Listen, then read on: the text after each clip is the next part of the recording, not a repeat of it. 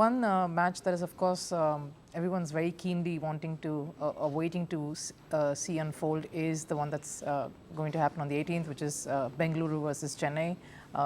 Pretty much could be the decider in many ways. How do you see that one matching up, and whom are you giving the slight edge to in this scenario, in this face-off? Yeah, I think first of all, we need to pray to the weather gods that they won't intervene, because the last thing that you want is the match to get affected by rain. There is some rain around in Bengaluru, so that's something that you need to think of. But otherwise, RCB has done really well in the second half of the tournament. I think the last 5 games they've been on a roll. They certainly have the momentum going into this game. But CSK, we all know how well-oiled they are in terms of crunch games, how well they are equipped to get to the playoffs. There's been hardly an instance where they haven't really qualified for the playoffs, other than one instance. They have qualified literally every time and won 5 times. So that experience and the ability to sort of get to the playoffs certainly is in favor of CSK. So it's going to be a very tight game. It's not just about RCB winning. I mean, they need to win by 18 runs.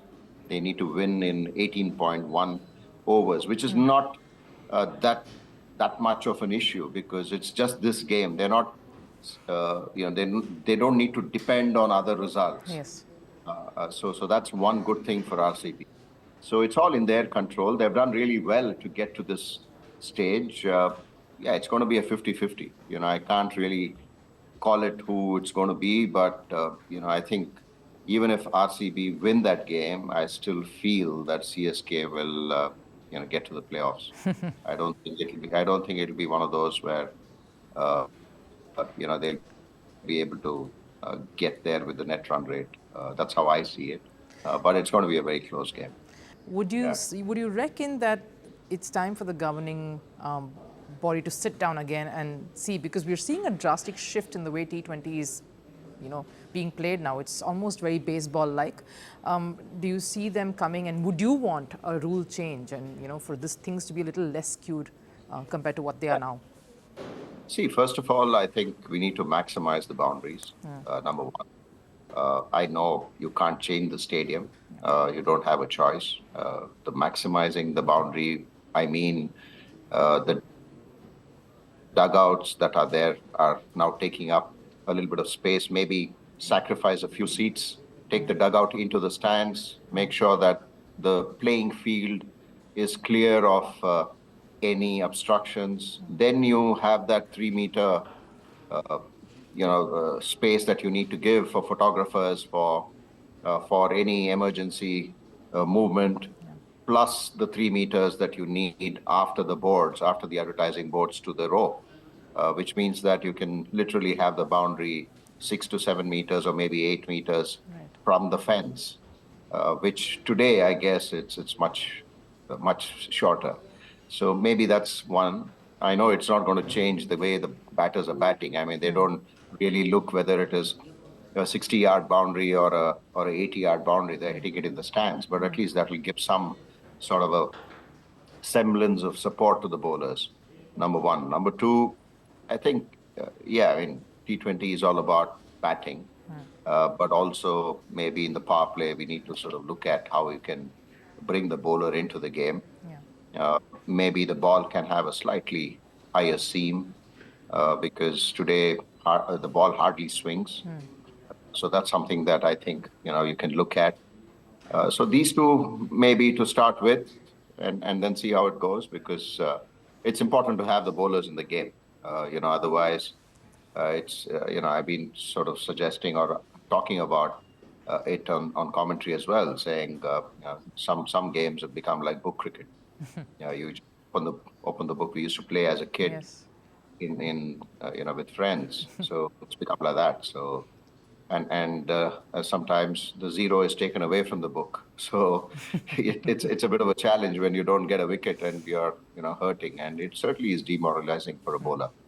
So you need to bring about the balance. I guess the second half of the tournament, you've seen a lot more bowlers come in. But it also talks about the kind of quality some of the bowlers have sort of put in as well, the effort. I mean, to shine in such a scenario has been outstanding. They need to also get the limelight.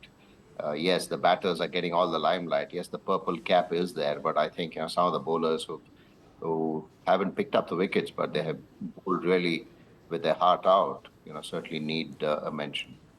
On the spot here, who are your predictions for the final there? We're going to jump a few rungs, not the playoffs anymore. Quite a few spots taken off there, but who are your finalists for this season? I think KKR should get through to the finals for sure, because they're going to get two cracks at it.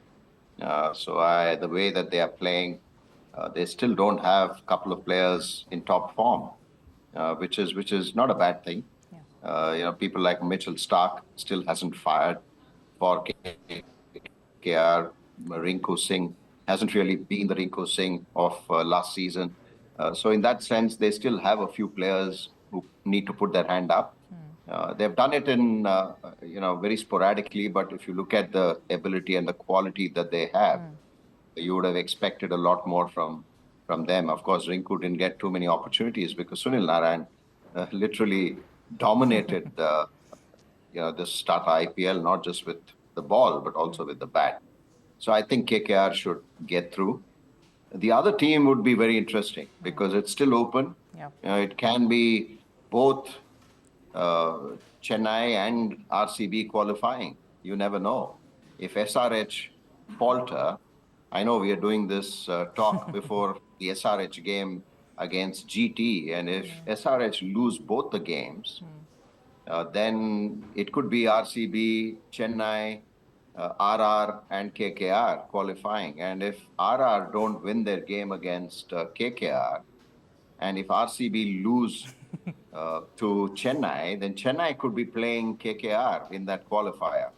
So there's still a lot of permutation combinations. And if Chennai can get to Chennai, then I think they'll be very, very dangerous, very dangerous. So I would still back a KKR at this point in time because of the form they have been in and the kind of performances that they've been able to churn out.